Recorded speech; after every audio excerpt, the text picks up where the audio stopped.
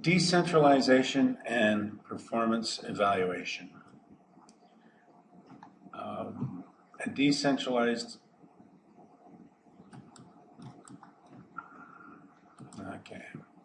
decentralized organizations are organizations in which senior management grants substantial decision-making authority to the managers of the subunits of the organizations. Most firms are neither totally decentralized nor centralized. Typically, decentralization is a matter of degree. Now, for example, what we have here, top management, they have the subunits. This person here is closer to the customer and makes all the decisions. If there's some question, they make the decision. They don't go running back up to management. Same thing.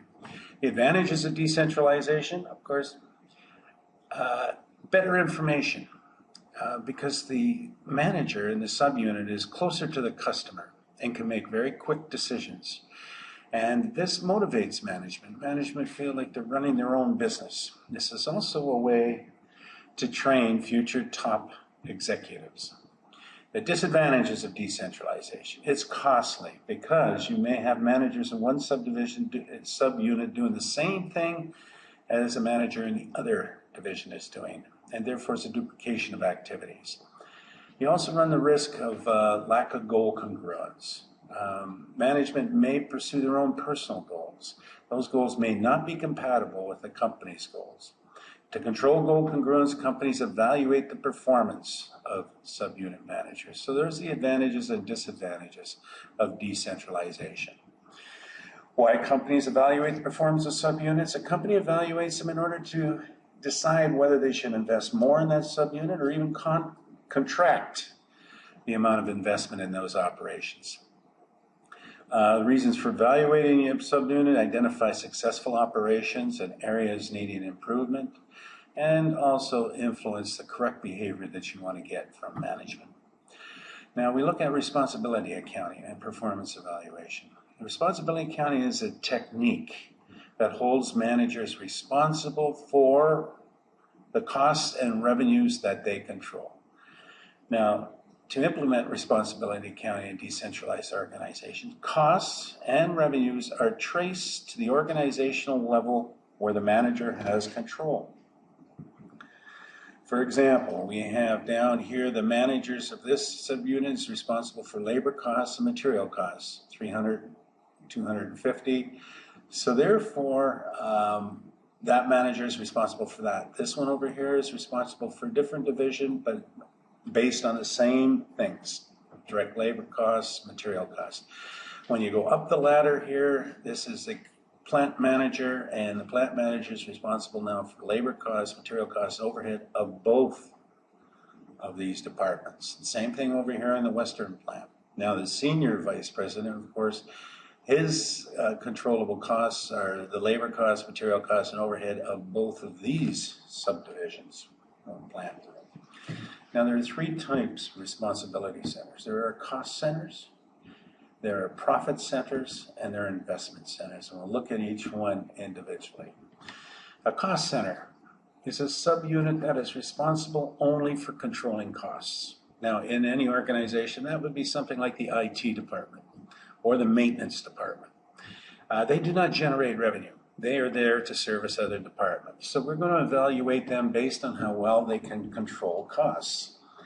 The way we do that is like we did in the last chapter. We look at what they budgeted to have spent, and we compare that with what actually was spent. So we control them using budgeted and actual costs.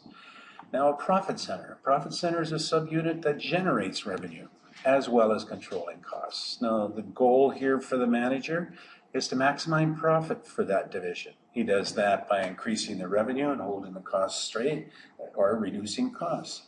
Now there's a variety of ways to evaluate them. We can compare what they get. We make up an income statement where we compare the revenue that division has generated against the costs that that division has incurred. And we can compare that income to what they did last year or to other divisions and so on. Now we go one step further. That's the investment center. Here, the subunit we're looking at not only generates revenue and controls costs, but makes investment decisions in terms of purchase of assets. So the way we evaluate performance of the manager in this area is to look at how that manager maximizes the return on investment. And we can compare that with previous years or other investment centers. Now, a small example would be here at Abu Dhabi U. Let's just take Abu Dhabi U LA campus. The IT department would be a cost center. We could set that up for management purposes, evaluate them based on their budgeted costs and actual costs. Now, we could look at the two divisions here, COBA and the Center for Engineering, or the Department of Engineering. We could set up COBA and engineering as the profit centers, where we can trace the amount of revenue they generate from tuition and match that against the expenses or costs that they incurred in delivering that program. And so therefore we could set them up and call them a profit center, because the manager of COBA is able to influence the revenue and the costs. Now, further up the ladder, if you're talking senior management, Abu Dhabi University main campus, they may look at LA main campus, which is just both COBA and engineering, as an investment center. And they look at the return they're getting from that investment. That is the assets they put in play here in LA, the revenue they're generating, and the expenses that we're controlling. So that just gives you a small idea how we could take any organization and look at it from those 3 points of view.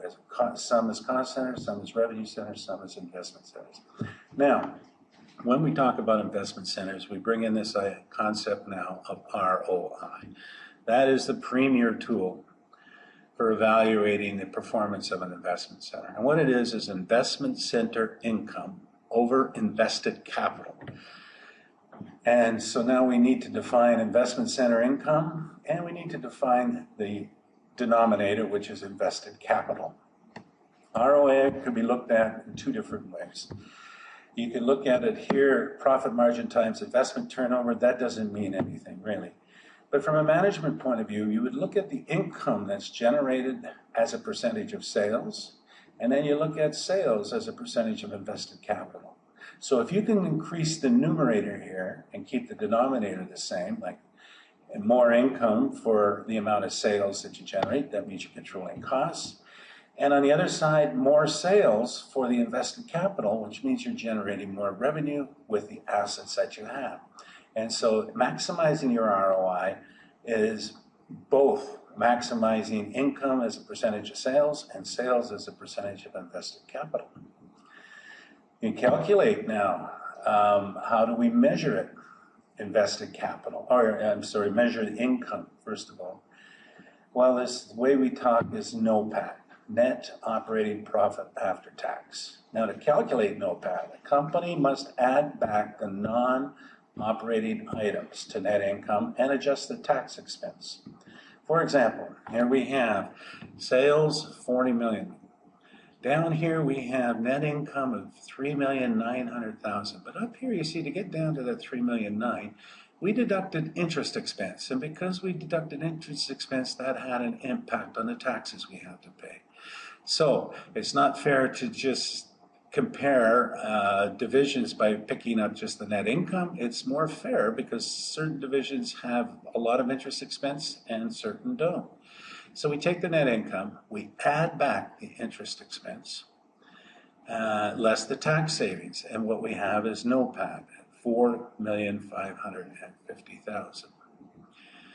Now, in calculating invested capital, the denominator, we have to look at not only the total assets, but we also have to say, okay, look, the way we can do it is a number of different ways, but the way we're going to do it here is the last one. Total assets less non-interest bearing current liabilities. That's the method used through this chapter. And that is, you take the total assets, the book value of the assets of the corporation, and you subtract off the non-interest bearing current liabilities, and your invested capital is 65 million. Okay. For example, here we have Davenport Mills is a division of this company. Davenport has net income of 16 million. Included in income is interest expense of 1.3 million. The operations tax rate is 40%. Total assets of Davenport Mills are $225 million. Current liabilities are $45,000. Well, we're not talking current liabilities. What we need are the current liabilities that are non-interest bearing, and that's $30 million. So they're going to ask you to calculate NOPAT, invested capital, and ROI. NOPAT is the numerator, invested capital is the denominator, ROI is the result. So NOPAT, net income, $16 million, times the interest expense, 1 minus the tax rate. So it's the after tax that we add back. We get $16,780. For invested capital, total assets minus non-interest bearing current liabilities. And so the denominator is 195 million. Therefore, my NOPAT is 8.6%. My ROI, I'm sorry, which is NOPAT divided by investment capital, 8.6%. Okay, there are problems with ROI. The thing is, when we look at invested capitals, I mean, some divisions have fully depreciated assets, and therefore they would lead to they would have a higher ROI because the denominator has been fully depreciated, okay? And the other thing is, if I have an ROI of 15%, I may not be inclined to buy new equipment because the ROI would go down. That's the problem. You get what you measure. Evaluating using profit can lead to overinvestments. Evaluation using ROI can lead to underinvestments. Example, using the same information, calculate the residual income. Now, this is a new concept. Residual income is different than ROI. That is, we look at the cost of capital to the company, and we compare. We say, okay, the assets that are in play were $195 million, and we should have got 10% on those assets. And we compare the 10% times the cost of capital times the invested capital to the NOPAT. Now, this should be a positive number. Here, it's a negative number. It should be positive because we should be able to generate NOPAT greater than 10% of the invested capital. Obviously, in this case, we are not. So residual income is net operating profit after taxes of an investment center in excess of the required profit. And that required profit is basically the cost of capital that the company, the return on the assets that a company should be generating. And we just look at the net income we get over and above the return we should have gotten using that amount of assets. Now, in this case, I guess it was negative. The thing here, too, in decision making, we have a problem. If we use ROI, and we have ROI at 15%, and we're looking at investing in a new piece of equipment, and that new piece of equipment would only give us, say, 14%. Well, the manager won't invest in that equipment because if he does, this is added to the denominator and his ROI will come down. And keep in mind, he's evaluated based on ROI. Whereas if he was evaluated based on residual income, well then, if he bought this piece of equipment and it gave a 14% return on the investment, well, he would invest in that because anything over above 10% is profit. It would be considered profitable residual income, and therefore he would be motivated to make that decision. Incentives to perform, individuals tied to group performance, and so on. Now, lastly, the balanced scorecard. The balanced scorecard is a set of performance measures construction. Now, in the past, we only evaluated managers on how well they control costs, the financial stuff, but that's more backward looking. Here, we look at the financial, the customer, the internal processes, and learning and growth. Okay, tying the balanced scorecard to you get what you measure.